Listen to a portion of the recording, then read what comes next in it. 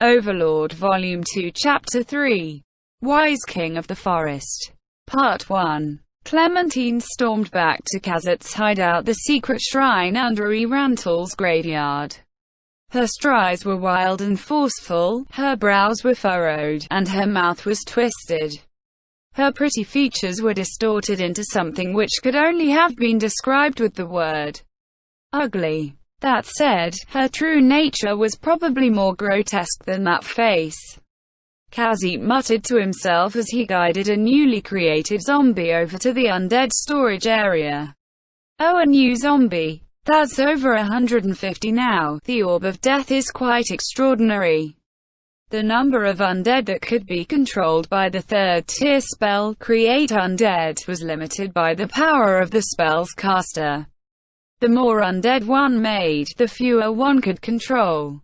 Still, zombies were among the lowest grade of undead. Someone like Kazit, who was specialized in controlling the undead, could maintain his hold over the unbelievable amount of over 100 of them at once. The reason Kazit could control more than even that number was due to the power of the item he carried, the Orb of Death. It's all because you've been fooling around so much. Sorry. There was not even the slightest hint of remorse on Clementine's face as she apologized. Still, it's their fault for dying so soon. Couldn't they hold on a little longer? When you bash them like that, it's no wonder they die. Adventurers wouldn't die so easily. They weren't adventurers, just ordinary civilians.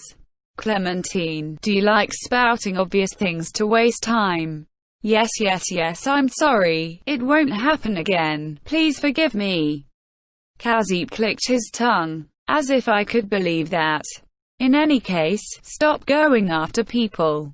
Okay. Her flighty response made Kazit furrow his brows. Still, there was no point going on about it, so he decided not to continue lecturing her. He tried to express his displeasure with the wrinkles of his frown, but as expected, she ignored it. Boo, I'm so bored. Speaking of which, where is he, anyway? Has he not returned yet? Not yet. I missed him since it's hard to get a hold of him. What about grabbing that granny instead? Stop that. That old woman is a third-tier magic caster and a famous person in this city, so don't look down on her. If you move carelessly against her, you might find yourself in too deep to dig yourself out. But Kazit reached into his robes, and withdrew a jet-black gemstone. Clementine, I've spent several years preparing to turn this place into a city of the dead. I don't want your pointless antics to set my plans back. If you continue making trouble, I'll kill you. It's called the Death Spiral, right? Indeed. It's the rite our leader is conducting. In places where the undead gathered, more powerful undead were born. When these more powerful undead gathered, even more powerful undead would appear. The magic rite which made use of this property was like a spiral, constantly spawning ever more powerful undead beings. It was potent enough to destroy an entire city, so it was known as the Death Spiral. This wicked ritual had been conducted in the past, and it had turned a metropolis into a city of the dead where the undead roamed free. Kazit's aim was to turn Rantal into another such dead city.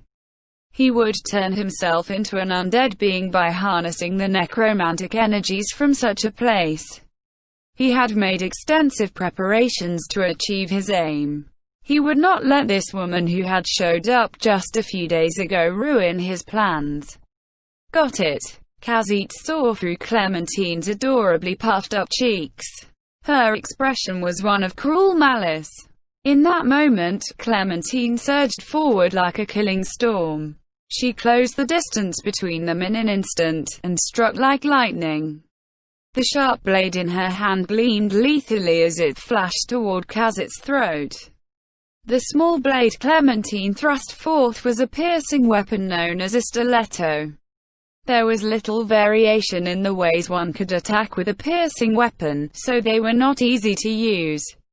However, Clementine favored such weapons, and she had trained her body ceaselessly, selected the best equipment, and learned the right martial arts, all in order to kill in a single blow.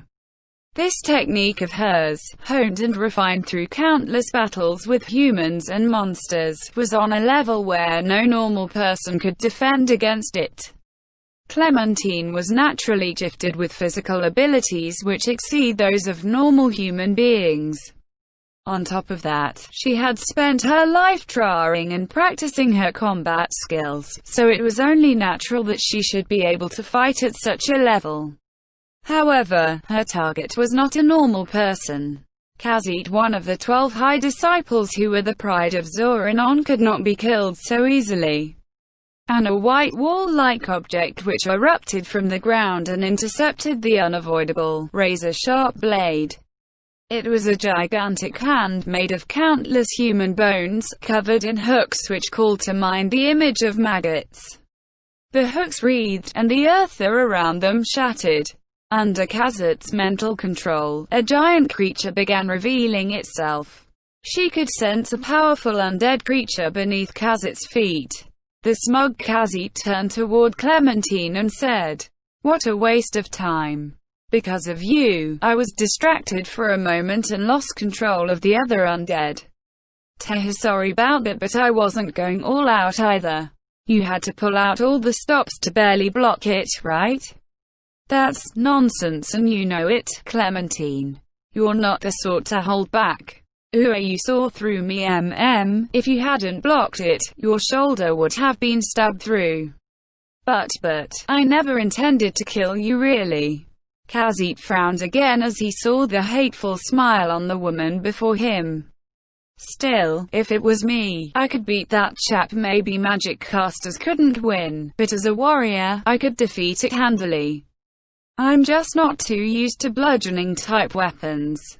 Your specialization in one-hit kills might make you strong against the living, but what will you do against the undead which lack biological processes? And do you really think that chap is the last card I have to play?" "And that's also true." Clementine glanced toward the entrance. She seemed to have noticed the undead controlled by Khajiit, who were waiting there for his orders. "I think I could win. But if I draw out the fight, I'll probably lose to her. Sorry, Khajiit-chan." Clementine returned her stilettos under her cloak, and the rumbling from the earth ceased. "Boo, that's a specialized undead controller for you. Well done." With that, Clementine turned and left. Yes, I won't touch that granny until the end. I won't go hunting people either. That should be okay, right? Khajiit did not release the power he was holding until Clementine left. He continued holding on to it even after her shadow was gone from his underground shrine. "What a bad personality," Khajiit spat. He had his own flaws, but he was not nearly as bad as Clementine. Even though she's so skilled. No, it's because she's so skilled that she's so twisted. Clementine was strong, and even among the 12 executives of the secret society Zorinon, only 3 of them could beat her. Sadly, Khajiit was not one of them. Even with the magic item in his hand, he only had around a 30% chance of success. The former night seat of the Black Scripture. Deranged individuals with the power of heroes are hard to deal with. So that's what happened. Eneferia sighed deeply, and mumbled to himself. Eneferia had been close to Enri's parents. They were great parents, and the way they loved their daughters was quite enviable. Eneferia had lost his parents at a young age and only had murky impressions of them. Therefore, when he thought of an outstanding father and mother, Eneferia immediately thought of Enri's parents. He was filled with rage when he heard that her parents had been killed by the Imperial Knight imposters. And all he could think when he learned that they had been slaughtered in turn was serves them right. He was also somewhat angry at the higher-ups in Irantal, who refused to send soldiers over. However, he felt something was wrong about him displaying this anger, when Henry, for whom that anger was far more justified, had set those feelings aside. He looked at Henry, her eyes brimming with tears. As he wondered whether he should try to comfort her, Henry wiped her tears away and smiled. "I still have a little sister. I can't lose myself in sadness forever." Neferia was halfway off his chair, and now he sat down again. Having lost the chance to console her, he felt like he had wasted an opportunity and was ashamed of his own uselessness. Even so, his desire to protect her had not changed. After a brief pause, Neferia made up his mind. He would not let anyone other than himself sit beside Henry, even if that person was a powerful being who could protect her. He felt a little anxious. But while he was riding on this surge of emotion, Neferia decided that he would share the feelings he had had ever since he came to this village for the first time as a child. Then, his throat seemed to have clamped shut. "Come on, say it." Although he desperately wanted to speak, the words stuck in his throat and refused to leave. Both Henry and Neferia were at an age where it would not be unusual for them to be married. In addition, due to his income as a herbalist, Neferia had enough money to support Henry and her little sister. "I could probably provide for a child too." The image of the family he wanted to make appeared in his mind, but he immediately waved away his runaway imagination. The knowledge that Henry was looking at him in surprise made him even more nervous. His mouth opened, and then closed.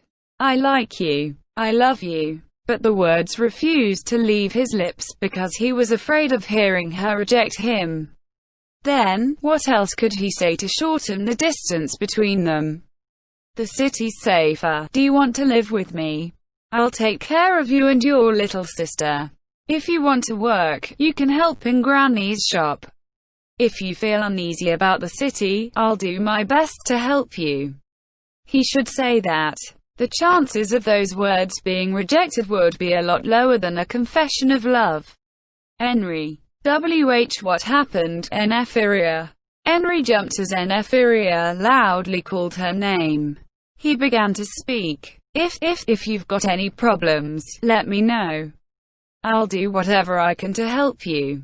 Thank you. You're such a good friend that it's almost wasted on me, Neferia. It's fine. We've known each other for so long, after all. Neferia was unable to say anything else in the face of Henry's beaming smile. He cursed himself for his uselessness, but at the same time he fondly reflected on how cute Henry was, and of the times he had spent talking with her. Just as it seemed the matter was at an end, Neferia asked a question. "Come to think of it, what's up with those goblins?" Those goblins called Henry their Ain-san. Quote, "In addition, those goblins differed greatly from the ones they had encountered on the road to Kugane. They had the air of veteran warriors. It was even more surprising to see a magic caster in the village. When and where had these goblins encountered a simple village girl like Henry, and what sort of relationship did she have with them?" Henry simply replied, "They appeared after I used a magic item given to us by our village's savior, Kugane. They follow my orders." "I see." Henry's eyes were like twin sparkling stars as she said that name. It made Neferia feel bitter inside. Kugane. Henry had already mentioned this name several times since they started talking. When Kugane village was attacked by mysterious men dressed as imperial knights, a magic caster who was passing by saved the village with his tremendous might, returning peace to the village. He was Henry's savior, and someone that Neferia should thank. However, the look on Henry's face made it difficult for him to thank him in earnest. He could understand how Henry felt when she mentioned her messiah, but at the same time, jealousy welled up at the bottom of his heart. He was filled with his one-sided love for Henry, and by his competitive spirit as a man. Influenced by these emotions, his emotions turned ugly.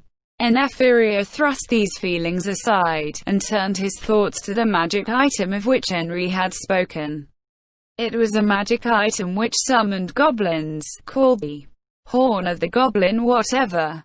The magic caster who had saved her village had explained what sort of horn it was, but because her mind was too confused back then, her memory was hazy.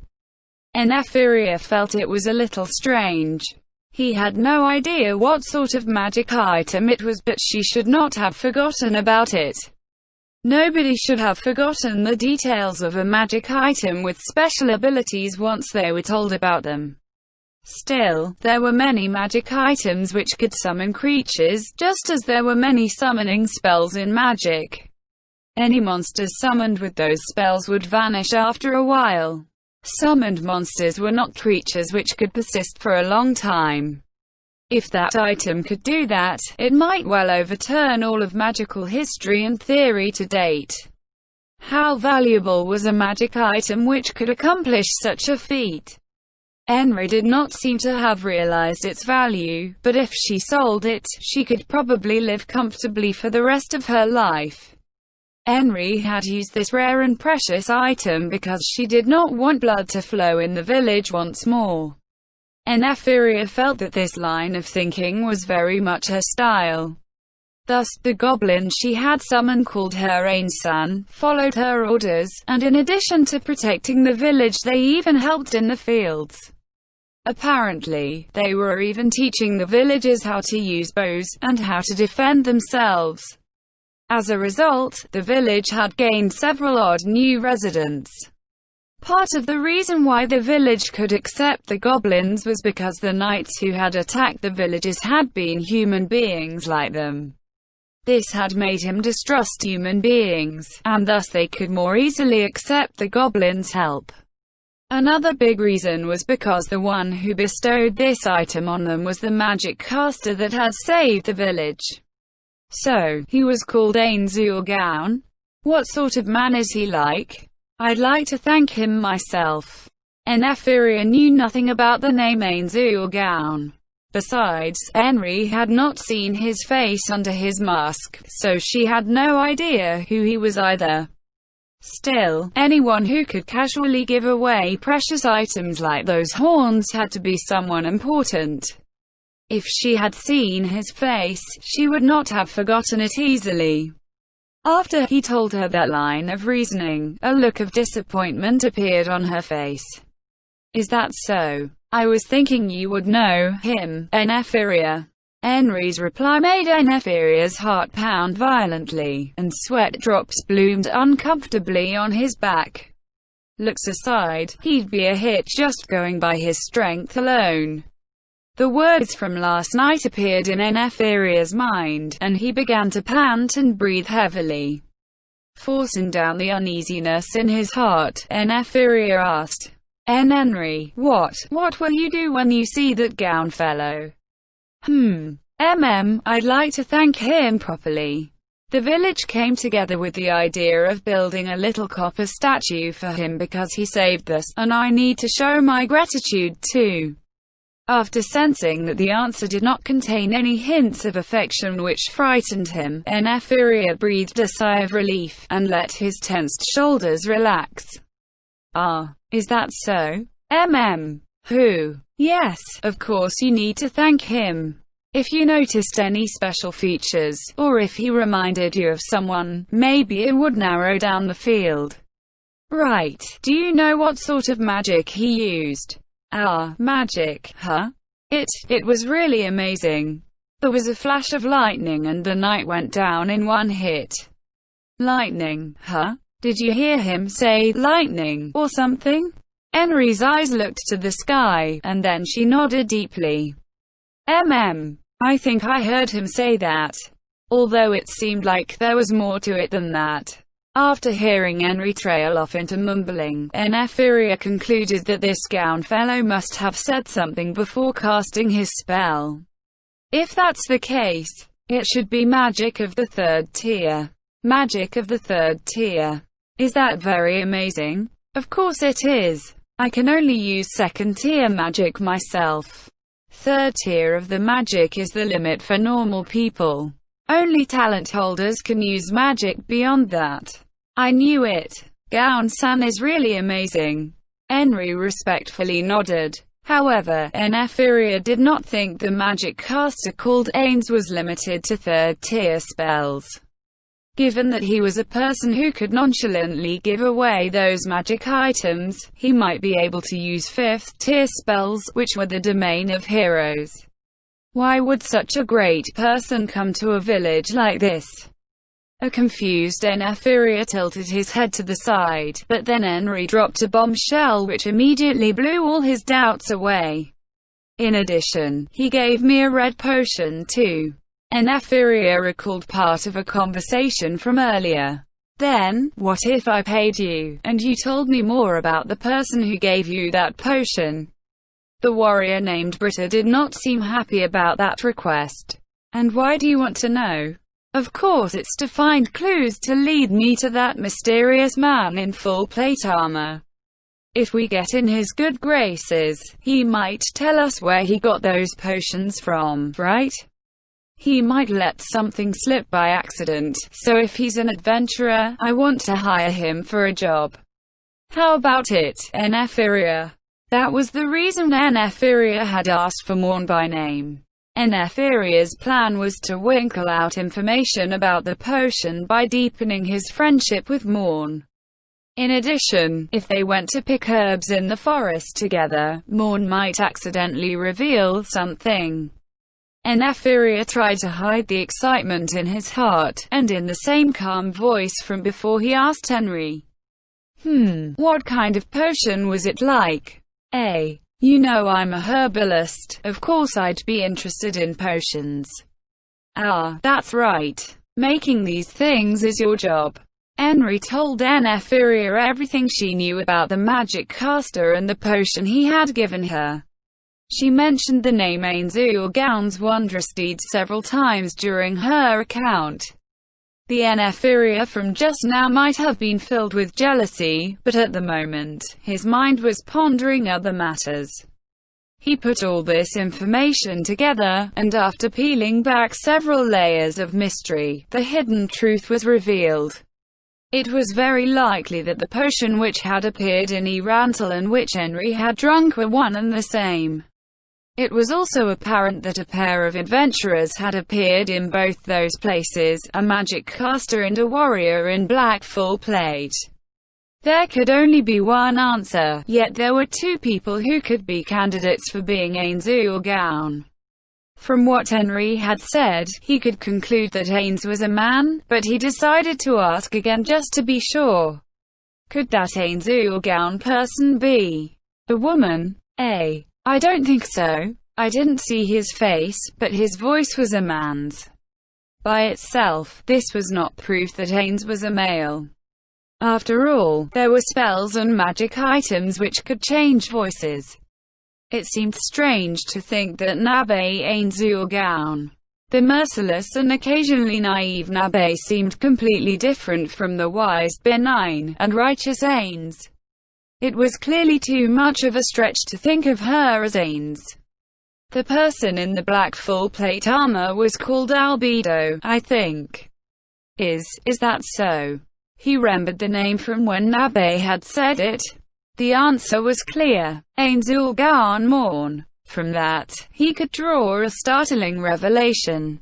The magic caster who had saved the village was also a fearsome warrior. Although there were some warriors with magical charring, for the most part, one would cancel out the good points of the other. In a similar vein, arcane magic casters could not cast spells while wearing the heavy equipment which most warriors favored. So he was a magic caster of the third tier, as well as a swordsman on par with an adamantite-ranked adventurer. This must be some kind of joke. If someone like that truly existed, he would be a hero among heroes. Still, why had he asked so many questions on the road? The most logical answer was that he was a magic caster who had learned his art in another country and was not sure about this one. That being the case, it made sense that he would possess potions from another land, whose means of manufacture was completely unknown. After learning this piece of priceless information, his breathing became irregular, and he could not calm himself down even though he knew Henri was staring at him. His heart was filled with complex emotions. Ains had saved Henri and given away potions. In comparison, Neferia was a miserable little man who tried to get into Morn's good graces, in order to learn how he made those potions, and knowing this shamed him. It was only natural that Henri would fall for someone like Morn. As he thought about this, he could not help but sigh heavily. "Ah, are you all right? You don't look too good." I'm okay, I was just thinking about something." Perhaps he could try to stave off his feelings of guilt by thinking that he wanted to learn the secret of that potion in order to save people. However, that hardly seemed convincing, given that he had wanted to learn how to make those potions in his capacity as a herbalist. A mighty warrior who was also an excellent magic caster, accompanied by a beautiful woman, who possessed unknown potions, a righteous man that saved an innocent village girl from danger, and himself. Neferia considered the distance between himself and Ainz-ul-Garno, Morn, and fell into despair. "What's wrong? You seem strange." It's nothing." Neferia suppressed a sigh and smiled weakly. However, he was not confident he could make it look natural, and Henri's expression showed that she had seen through his fake smile. "What should I do?" "Henri, you don't like people who hide things from you, right? Everyone has something they'd want to hide when brought before the gods, especially things which would hurt others if spoken. But it's a different matter if hiding those things would hurt others." Neferia, "I won't hate you for it, but if you've committed any crimes, you need to confess your sins to the magistrate." "No, I did nothing wrong." "Yes. Like I was saying, how could you do a bad thing, Neferia? I believe in you." As he looked at the giggling Henri, Neferia let the tension flow out of his shoulders. But still, thank you. For some strange reason, I feel the weight lifting off my shoulders. I'll work hard to catch up with him, so that I can raise my head before you and say that I like you and that I love you." Henri, who had no idea what Neferia's impassioned declaration and his previous words meant, simply smiled and nodded politely.